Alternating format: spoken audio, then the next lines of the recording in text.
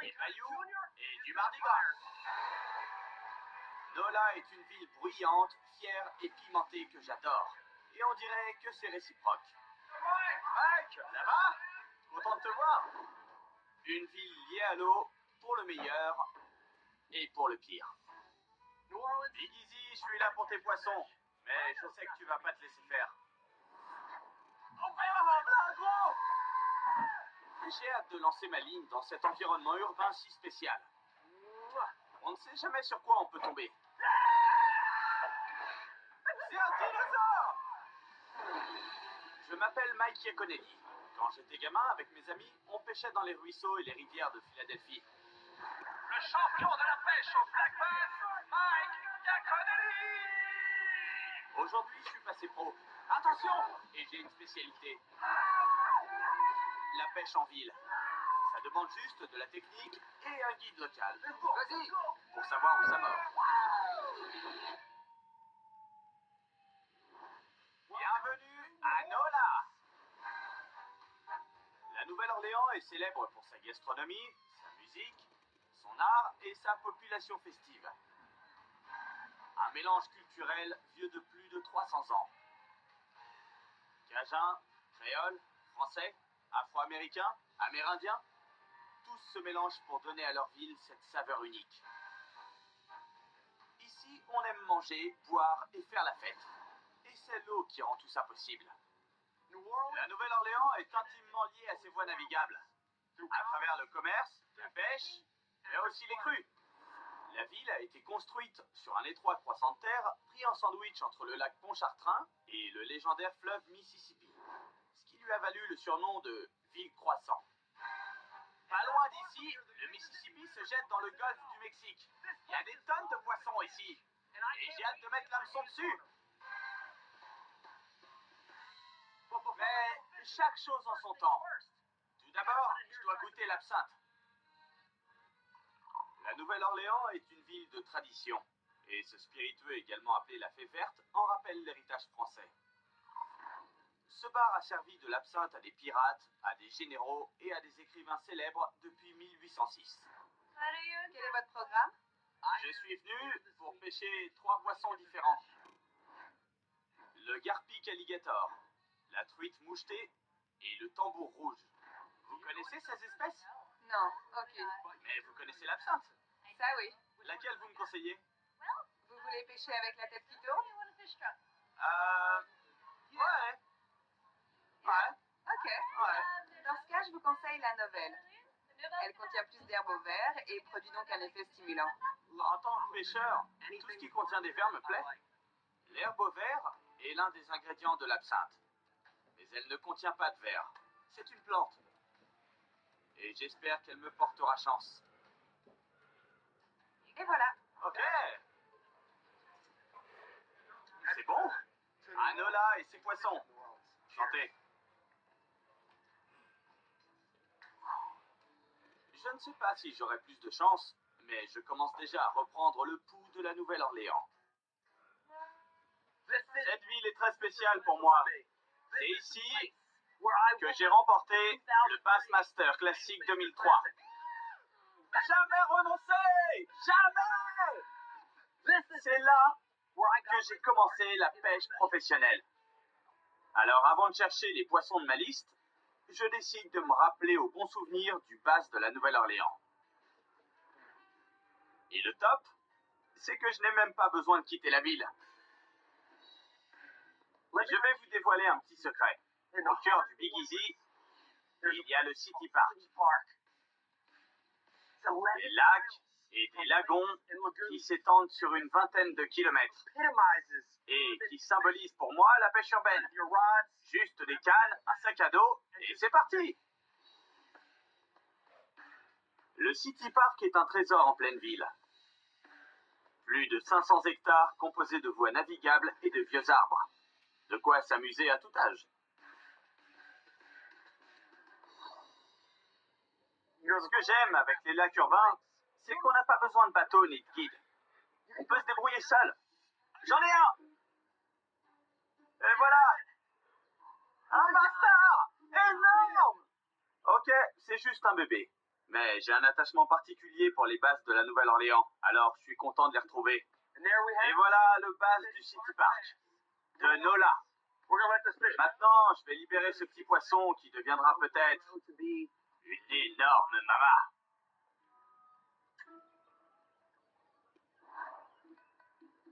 Regardez! Je suis sur un vrai banc de poissons.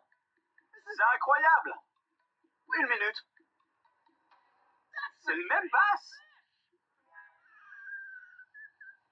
Mais non, c'est pas le même.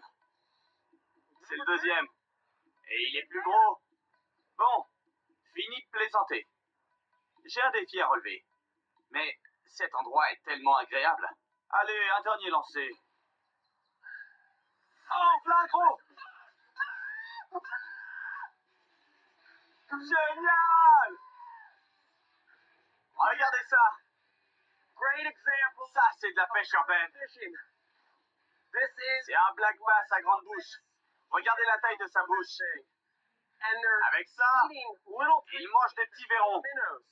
I mean, J'ai juste mis un appât. Regardez, that little, qui ressemble à un verron. little minnow made that change. Et grâce à ça, il a mordu direct. Quel que soit l'endroit où on pêche, a fortiori dans un lac urbain, avec un poisson fourrage, And you're on obtient un bass. Même pendant la pause déjeuner. Je suis trop fort. J'adore. Merci. Merci.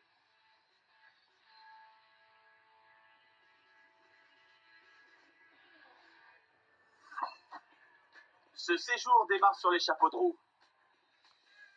Mais maintenant, je dois penser aux 3 poissons de ma liste. Je vais commencer par un monstre préhistorique qui vit en plein cœur de la Nouvelle-Orléans. Le Garpic alligator. Taxi! Cet animal est un dinosaure vivant. I can't wait. J'ai hâte de lancer ma ligne et de le faire mordre. Je vais d'abord tenter ma chance dans l'un des nombreux canaux de la Nouvelle-Orléans, celui de la 17e rue. Au cours des 3 derniers siècles, un énorme réseau de canaux a été creusé autour de la ville. Pêcher dans l'un d'eux constitue l'une des attractions de la Nouvelle-Orléans. I'm hooking up. J'ai rendez-vous avec l'un des spécialistes locaux du Garpic alligator, Mark Hood. You came to T'as choisi le bon endroit, c'est plein de garpics ici. T'as des cannes? Ouais, mais elles sont un peu légères. Ce sont des cannes pour le bass, alors ça va être un peu juste. Tu veux les casser? Mieux vaut écouter Marc et emprunter l'une de ces cannes.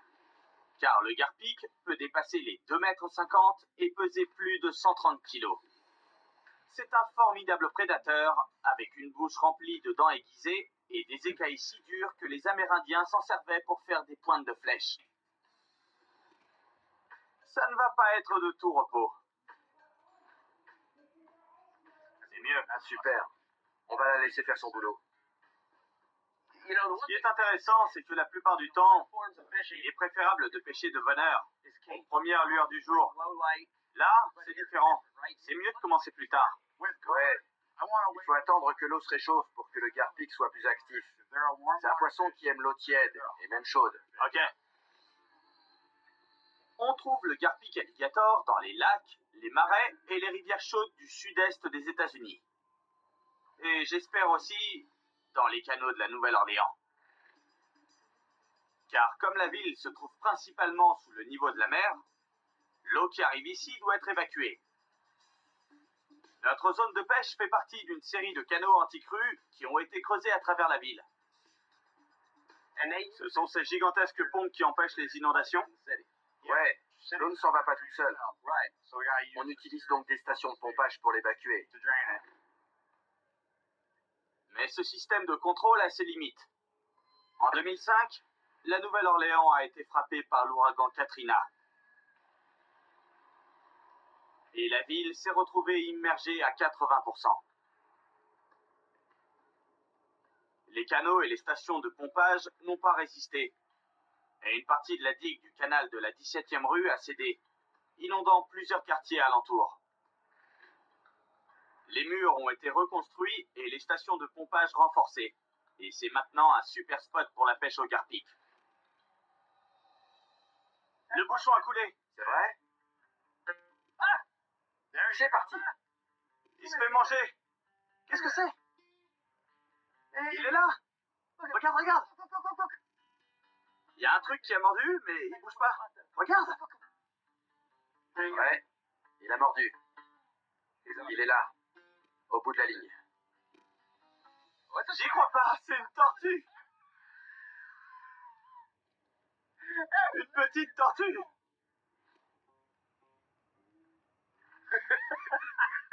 Content que ce soit pas tombé sur moi. Quelle plaie. C'est bon, c'est bon. C'est bon, je l'ai. J'y crois pas. Encore une tortue. C'est pas gagné. Ça résume bien ce début de journée. Après 4 heures de pêche, 3 tortues ont mordu. C'est pas des garpics, mais au moins, ça nous occupe.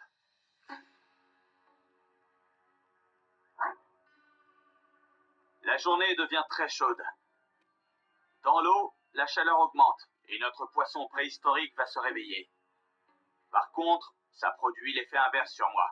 Je suis pas loin de m'assoupir au bord du canal. Heureusement, notre alarme se déclenche. Waouh! Ça mord! On a une touche!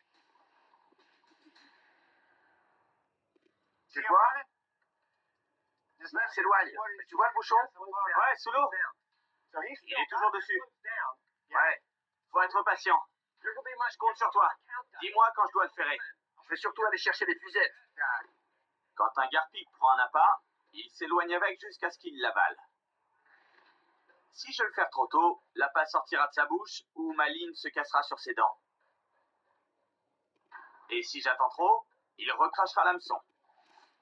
C'est vraiment particulier. Généralement, quand on pêche, ça mord et on ferre. Ça mord et on ferre. Mais là, comme ce poisson a un long museau denté, on doit le laisser manger l'appât. C'est ce qu'il est en train de faire. Le flotteur est sous l'eau.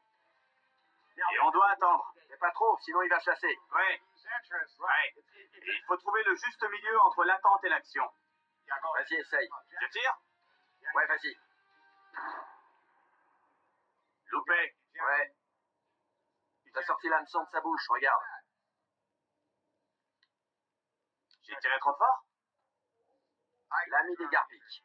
Franchement, c'est balèze. J'ai une super idée. Il y a plein d'autres canaux en ville. Ouais, Alors on va voir si les conditions sont meilleures sur l'Orleans Canal. ça marche. Le canal de l'Orleans Avenue constitue une autre partie du dispositif anti-crue de la Nouvelle-Orléans, qui permet d'envoyer l'eau de la ville vers le lac Pontchartrain. On a du mal à s'entendre ici. Quoi? C'est ça. Hein? On est sous l'autoroute. On dirait des trolls qui pêchent le garpic. C'est calme. Mais c'est comme ça, la pêche au garpic. Il faut de la patience. Attendre qu'ils arrivent. Et ce qui est étonnant quand on pêche dans une voie d'eau artificielle contrôlée par l'homme, c'est que les conditions peuvent changer en une seconde. Oh, regarde, Qu'est-ce qui se passe? ils ont enclenché la pompe. La vache! Étonnamment, ça va peut-être nous aider. L'eau sort de cette canalisation là-bas.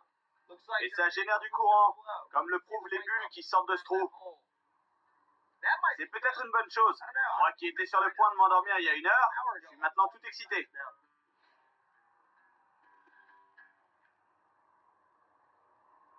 Toutes les conditions semblent réunies.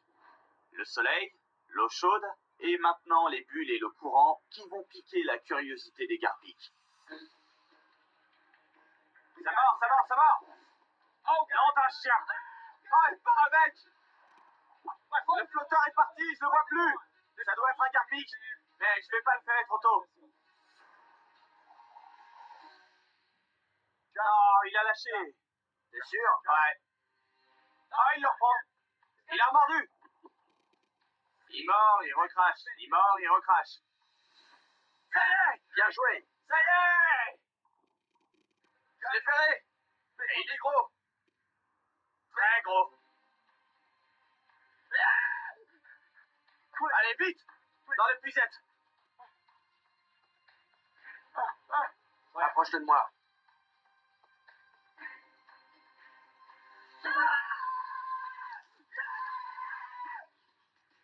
C'est pas trop tôt. C'est clair. Il est pas énorme, mais quand même. Regardez-moi cette dentition. Pas étonnant qu'on le compare à un dinosaure. Regardez cette bouche. Vous avez vu ses dents? Vous voyez? Celles de devant font plus de 2 centimètres. Le Garpic alligator a un corps fuselé avec des petites nageoires orientées vers la queue. Son museau est doté de 2 rangées de dents longues et pointues, afin de perforer et retenir ses proies. Et ses écailles rigides constituent une véritable armure. Il est même capable de respirer à l'air libre si l'eau ne contient pas assez d'oxygène. Pas étonnant qu'il ait survécu aussi longtemps. Merci Marc. De rien. Et merci Nola. Avec de la patience, j'ai enfin pêché mon premier Garpic alligator. C'est ça de moins sur ma liste. Merci mon grand. Regardez ça. Et voilà. Joli. Un fait. Plus que 2.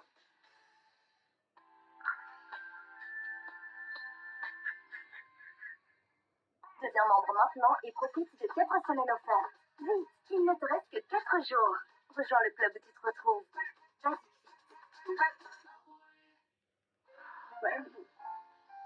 Surprenante.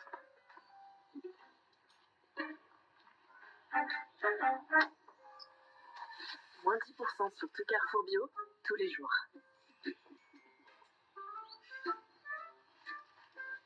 Avec le Club Carrefour, cumulez plein d'avantages pour mieux manger.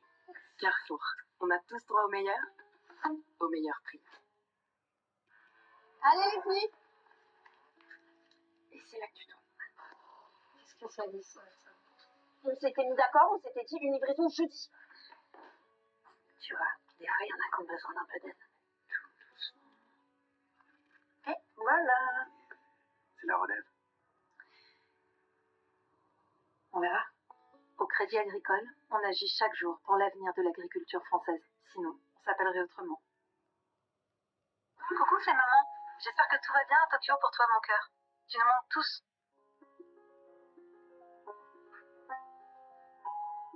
Maman, c'est exactement ce dont j'avais besoin. Merci, maman. Parce qu'il compte pour vous. Dites-le avec lui. Lui, une part de nous.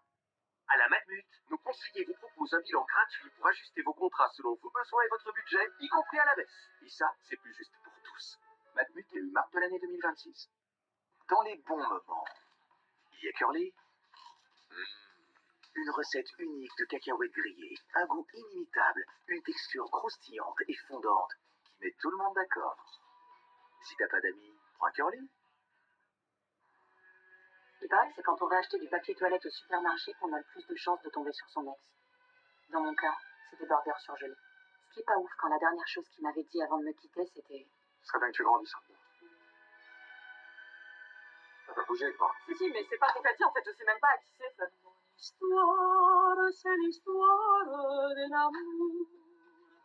Ma complainte, c'est la plainte de cœur. Mon comme tant d'autres qui peut être le vôtre. J'ai cherché le chat. Ouais. L'histoire, c'est l'histoire qu'on connaît. Ceux qui s'aiment jouent la même, je le sais. Naïve ou bien profonde, c'est la seule chanson du monde qui ne finira jamais.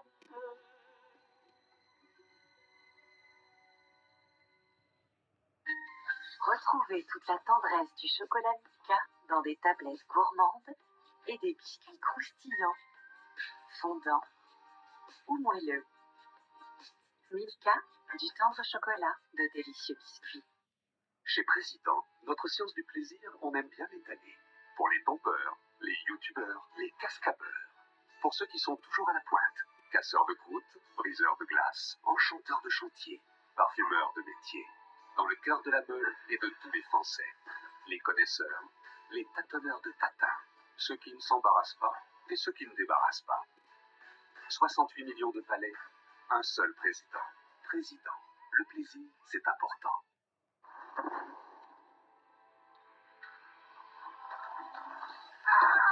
Agir, c'est bien. Réfléchir, c'est mieux. Alors en mars, chez Spoticard, pendant le mois de l'occasion, Découvrez un large choix de véhicules et profitez d'offres exclusives dans notre réseau de professionnels partout en France. Spoticar, le leader de l'occasion.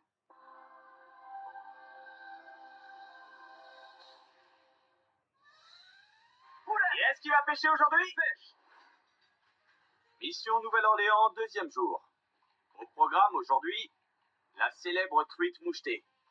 La truite mouchetée est l'un des poissons symboliques du Big Easy. Quand je pense à cette ville et au lac Pontchartrain, la truite mouchetée me vient tout de suite en tête. La truite mouchetée est un très beau poisson, avec une bouche jaune vif et 2 grands crochets. Sa pêche est pratiquée dans tout le golfe du Mexique, mais celle de la Nouvelle-Orléans est particulièrement connue. Ma mission va commencer dans le tramway, l'un des symboles de la Nouvelle-Orléans. Ces trams circulent depuis 1835 et la ligne Saint-Charles, que j'emprunte aujourd'hui, est la plus ancienne ligne de tramway en fonction du monde. Je vais pêcher dans le lac Pontchartrain, mais ça va pas être facile. Il fait froid ce matin et il y a du vent. Et pour ne rien arranger, de l'eau froide en provenance du Mississippi se mélange avec le sel. La pêche s'annonce compliquée. Il y a une semaine, un événement inhabituel s'est produit. Suite à des pluies diluviennes, l'un des évacuateurs d'eau a dû être ouvert pour envoyer une partie du surplus venant du Mississippi vers le lac Pontchartrain. Et comme la truite mouchetée préfère les eaux salées, cet apport d'eau douce risque de l'avoir éloignée de ses zones de chasse habituelles. Heureusement, mon guide du jour est une légende locale. Le capitaine Dudley Vandenborre pêche dans ces eaux depuis 53 ans. Pas étonnant qu'il soit surnommé le roi du Pontchartrain. Comment tu t'es mis à la pêche? Ma mère, mon oncle et mon grand-père m'ont initié à la pêche et la truite arc-en-ciel quand j'étais gamin. Et j'ai chopé le virus. Et après toutes ces années, je pêche la truite mouchetée en Louisiane. Dudley, qui sait parfaitement comment fonctionne le système de drainage des eaux de pluie, pense qu'il vaut mieux commencer près de la berge. On se dirige vers une marina. Pourquoi y a-t-il des truites mouchetées ici? Les évacuateurs de crues envoient de grandes quantités d'eau douce et les truites n'aiment pas ça. Elles préfèrent fuir et chercher la salinité plus loin. Or, l'eau douce met plus de temps à arriver dans ces canaux. Donc c'est là qu'elles viennent d'abord. Ok. C'est parfait ici. Calme et à l'abri. On entend les voitures de l'autoroute qui passent pas loin, mais c'est un endroit idéal pour pêcher des truites mouchetées. Ça y est. Sérieux? Non, loupé. Dommage. C'était bien parti. Ouais, j'y ai cru. Eh ben, c'est bon signe. Ouais. En à peine 5 minutes. Je suis prêt à combattre. Mais avant que ça morde, on a toujours l'impression d'être à la rue. Je commence à me dire qu'on a loupé le coche et que l'eau douce est déjà arrivée dans les canaux. On va faire un dernier tour dans cette zone où on a eu une petite touche. Dudley veut bouger, mais en partant, je vais changer de tactique et opter pour un leurre bruiteur.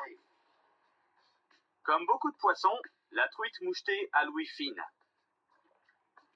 J'espère que mon idée va être payante. Ce leurre imite un poisson fourrage et fait beaucoup de bruit. Or, comme on est dans une zone plate, sans relief ni structure, à mon avis, ça peut peut-être marcher. Le roi du lac estime qu'il est temps d'aller sur son terrain de jeu, le Pontchartrain. Même si l'eau douce est déjà arrivée, c'est un grand lac, et le capitaine connaît une zone de pêche qui devrait, selon lui, être intéressante. Le lac Pontchartrain constitue la limite nord de la Nouvelle-Orléans.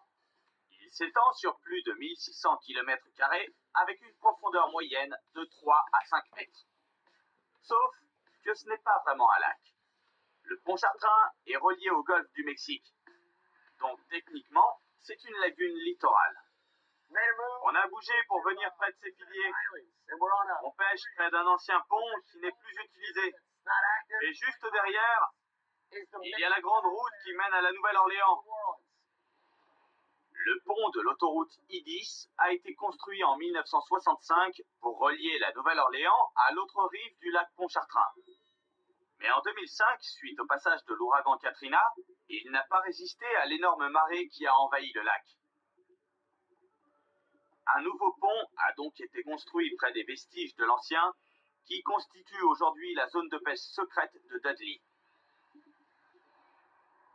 C'est un endroit super pour pêcher la truite mouchetée.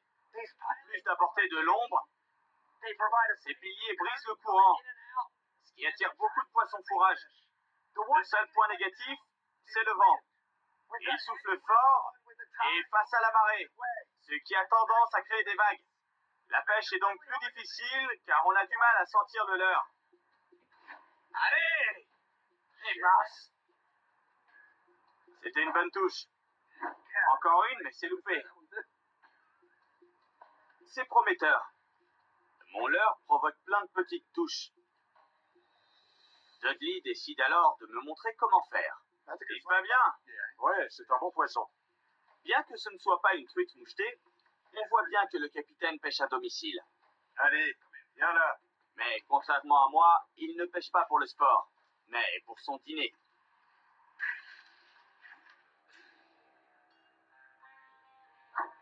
Je commence à croire que la Nouvelle-Orléans ne me porte plus autant chance qu'avant. Après le vent et les aléas du dispositif anti-crue, voilà que je ne me sens pas très bien. J'ai mal à la gorge, je suis enrhumé et je pense que j'ai de la fièvre. C'est difficile de se concentrer.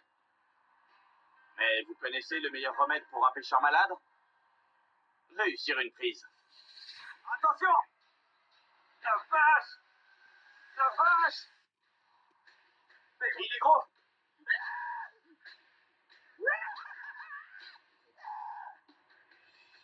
Je l'ai eu! Regardez comme il a mangé l'appât! La vache, il s'est planté dans l'angle! Regardez!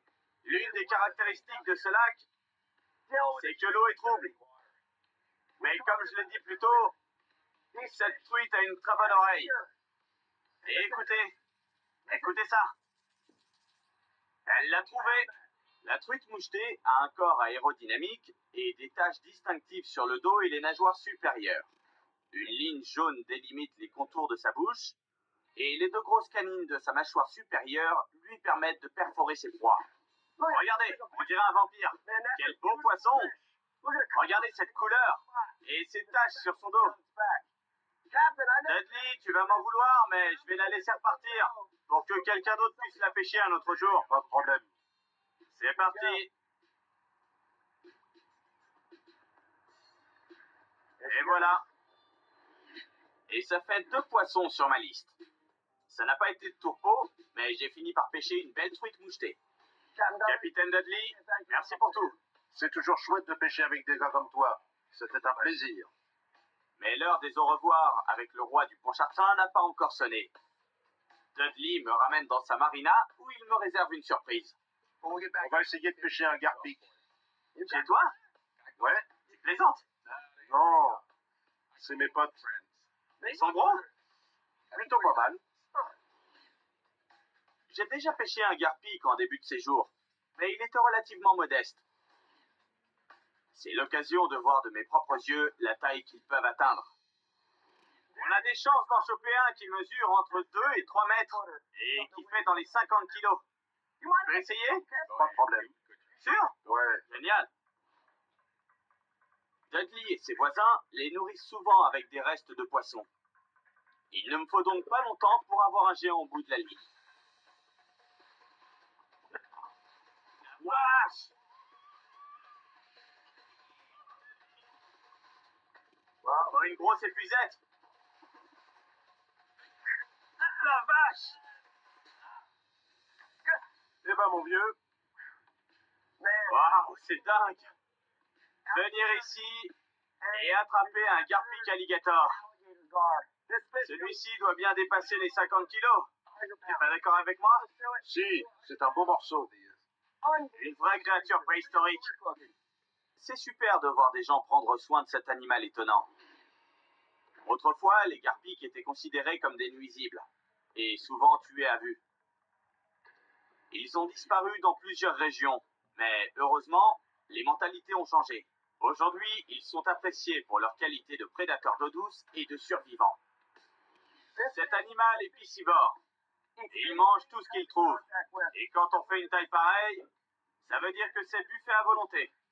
J'avais vraiment envie de vous montrer un spécimen de cette dimension. Maintenant, je vais le relâcher. Comme ça, quelqu'un d'autre pourra le capturer. Merci.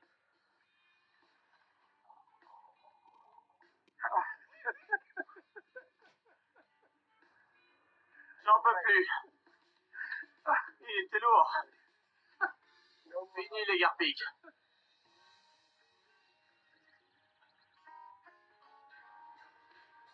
Chaque fois que je reviens à Nola, j'adore traîner le long du fleuve mythique qui le borde, le Mississippi, et partager les joies de la pêche urbaine. Tenez, faites-vous plaisir. Le Big Easy a été construit et convoité par de nombreuses nations, attiré par sa position stratégique près de l'embouchure du fleuve. Celui qui contrôlait la Nouvelle-Orléans contrôlait l'accès au Mississippi. Moi, par contre, je ferais bien de contrôler l'accès à mes cannes. Qu'est-ce que vous avez fait? Je vous file $5 si vous la ramenez sans la casser. Ou l'inverse. Vous me filez $5? Ouais, Ok, pari tenu. ça marche. Vous êtes prêts? Regardez. Ah ouais, non, non, non. À moi les $5. C'est pas vrai. Bon, d'accord. Regardez-moi ce bazar. Et ce mec savait soi-disant pêcher? Ne jamais laisser un amateur utiliser votre matos. J'ai perdu mon leurre préféré. Mais ce sont les risques du métier. Je décide maintenant de mettre ma mission entre parenthèses afin de profiter du Mississippi. Je veux pêcher un poisson-chat au coucher du soleil. Comment résister? Impossible de repartir d'ici sans avoir pris un poisson-chat sur le Mississippi. Il y a 3 sortes de poissons-chats dans le Mississippi. Le tête plate, le bleu et la barbu de rivière. Et apparemment, certains poissons-chats bleus dépasseraient les 150 kilos. La pêche au poisson-chat a été immortalisée par Mark Twain dans son célèbre roman Les aventures de Tom Sawyer. C'est un autre Mark que je vais retrouver pour cette séance de pêche. Salut. Ça va? Nickel, je t'attendais. Mon guide de pêche au garpic s'y connaît aussi en poisson-chat. Il va m'emmener sur un spot célèbre du Mississippi que les locaux appellent le bout du monde. Ouais, ça fait une fois. Et une. Encore une. Allez, Continue. C'est lourd. Allez. bravo, bel effort. Je vais me reposer. Je vais changer de dos. On n'y est pas encore. Ok. On y retourne. Ce séjour est difficile et je me remets à peine de mon virus. Marc ne me ménage pas. Ça alors, j'ai littéralement l'impression d'être au bout du monde. En tout cas, au bout du canal. On est pile poil à l'intersection de l'Industrial Canal et du Mississippi. Ce canal de 9 km de long a été construit pour les navires de marchandises. Avec ses 9 mètres de profondeur, il est parfait pour le passage des gros bateaux. Et j'espère aussi des gros poissons-chats. Ouvrez vos yeux. C'est le cas? Je guette les poissons-chats? Bon, dis-moi, c'est quoi le plan?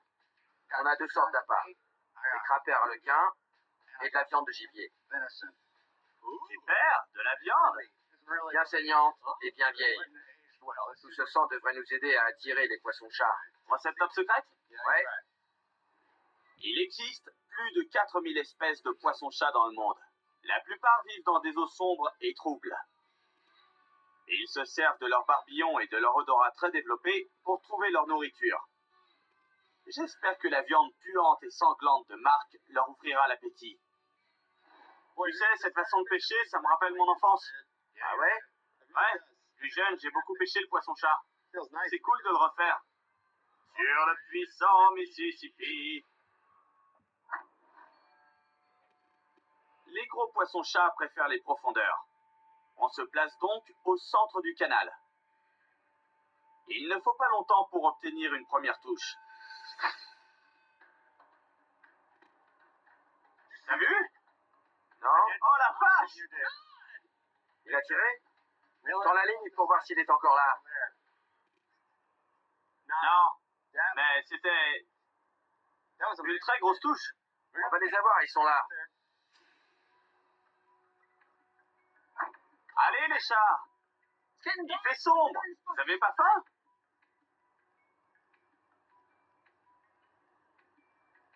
Si on est patient, on devrait en avoir un. Je te crois.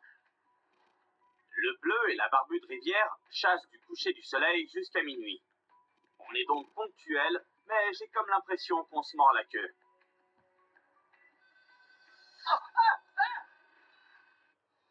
Non, pas encore. C'était vraiment profond. Tant pis. Je l'ai remonté, mais il n'y avait rien. Pas de bol. C'est mal barré. Ça fait plusieurs heures qu'on est là. Le soleil s'est couché, il fait nuit, on a même allumé un feu. Mais toujours pas de prise. Quelques petites touches, mais pas de gros poisson-chat.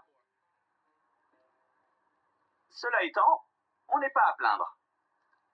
On est au beau milieu de la ville, sur l'un des spots de pêche aux poissons-chats les plus renommés. J'adore ça. J'adore le mélange entre la vie sauvage et l'environnement urbain. Le contraste Le contraste. Ouais, c'est ça, le contraste. entre le naturel et l'artificiel, Ouais, ça crée un truc cool. ouais. Après tout ce temps passé à jouer au poisson-chat et à la souris, on décide de rentrer. La pêche au poisson-chat sur le Mississippi, c'est l'une des activités emblématiques de la région. Je voulais le faire. Même si le poisson-chat n'était pas sur ma liste, je suis un peu déçu. Mais ça en valait la peine. Pêcher un poisson-chat sur le Mississippi au cœur de la ville, ça reste une belle expérience.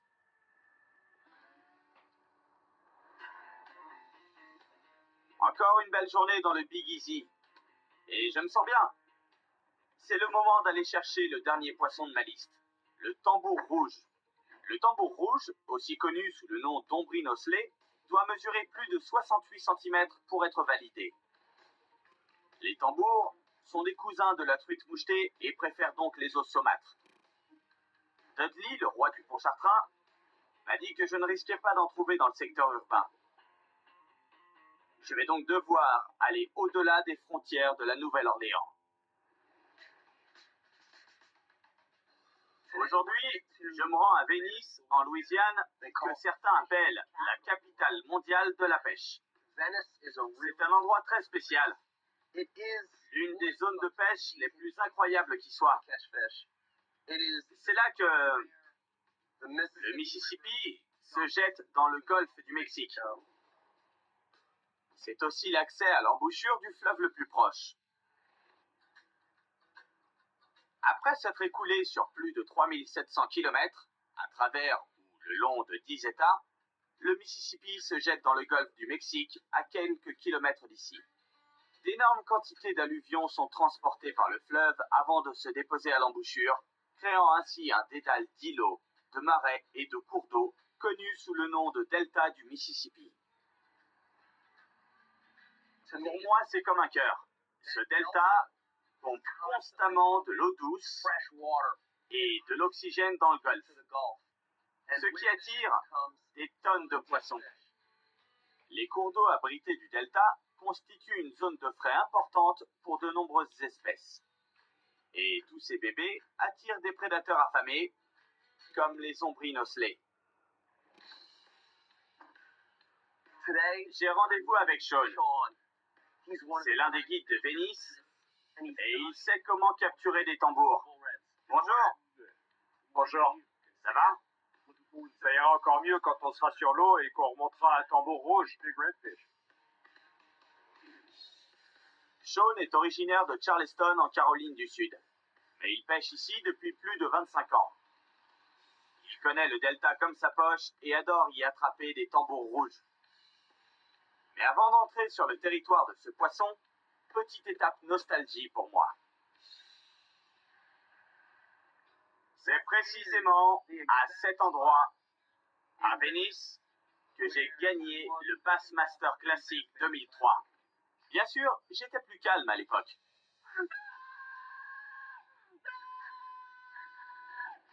Waouh, que d'émotions et que de souvenirs qui me reviennent. Jamais renoncer! Si j'avais pas gagné ce concours, je ne serais pas là aujourd'hui. Je pense que ma vie aurait pris une toute autre direction.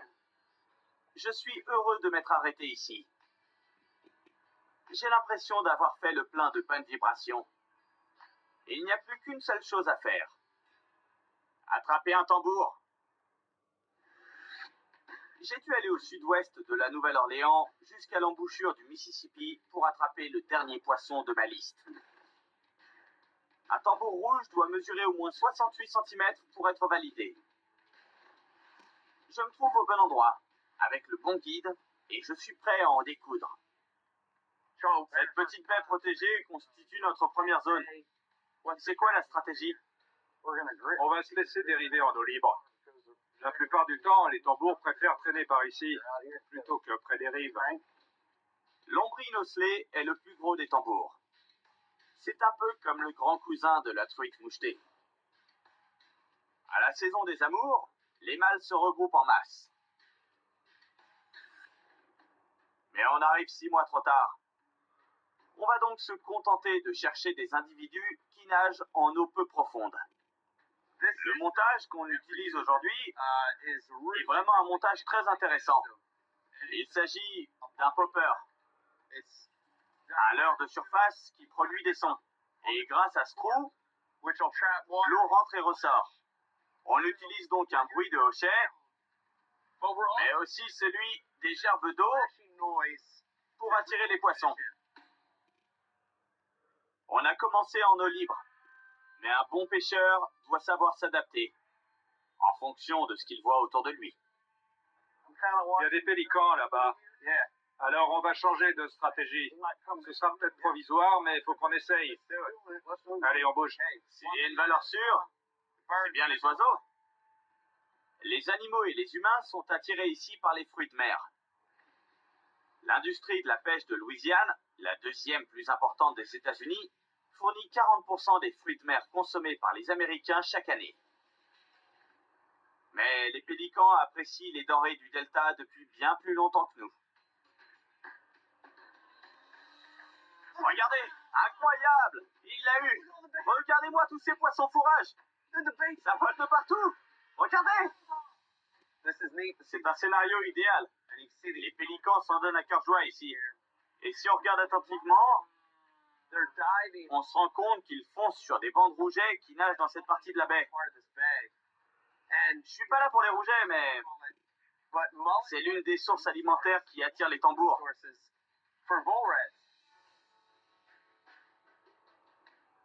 Malgré la beauté du spectacle offert par les pélicans et les rougets, toujours pas de traces de tambour rouge. Allez! Bon sang, rien.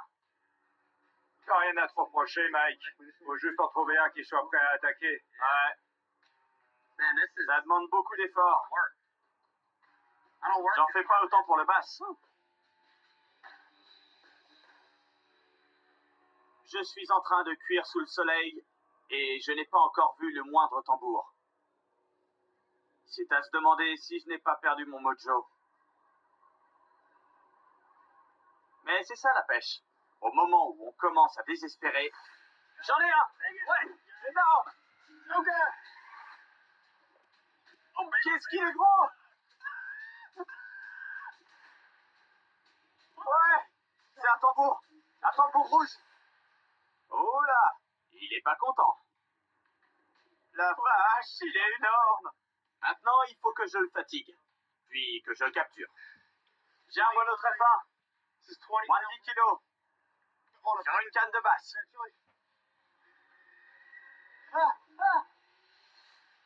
Il a repris du poil de la bête. Je croyais que c'était bon, mais non. Incroyable, c'est un énorme tambour. On y va.